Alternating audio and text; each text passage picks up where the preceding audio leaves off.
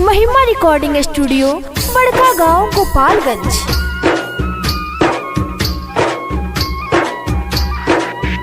जाने कवन बजादू सनम तुहरा सूरतिया में,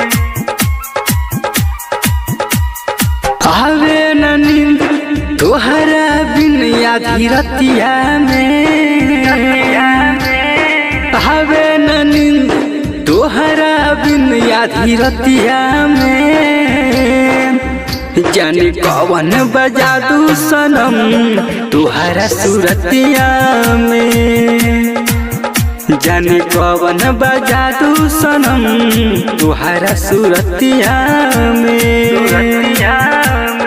आवे न नींद तुहरा बिंद आधी रतिया में, आवे न नींद तुहरा बिंद आधी रतिया में।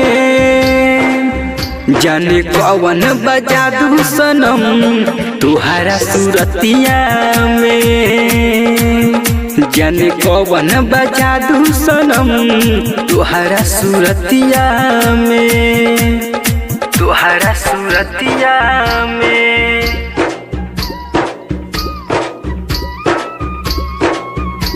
सूरतिया में mix by DJ Kanchan Raj, Muzaffarpur. जागल जागल हम रही, नींद न हमके आवेला, का कहिए हो जान तोहार याद बहुत तड़पावेला। जागल जागल हम रही, नींद न हमके आवेला, का कहिए हो जान तोहार याद बहुत तड़पावेला। बस गइल मोहनी मूर्तिया नजरिया में, नजरिया में बस गइल मोहनी मूर्तिया नजरिया में। जाने कवन बजादू सनम तुहरी सूरतिया में, जाने कवन बजादू सनम तुहरी सूरतिया में।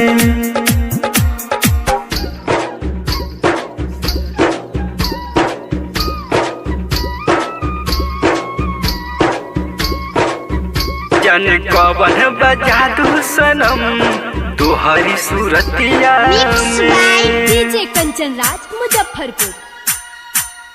पहिला पहिला प्यार के ऐसन ई शुरुआत भइल, जेकर सूरतिया देखी सपना में ओकर से हमके प्यार भइल। पहिला पहिला प्यार के पापू हो शुरुआत भइल, जेकर सूरतिया देखी डिग जे ओकर से मानिस प्यार भइल। धस गइलू तुम ना मासूम के छतिया में, छतिया में धस गइलू तुम ना मासूम के छतिया में। जाने कवन बजादू सनम तुहरा सूरतिया में, जाने कवन बजादू सनम।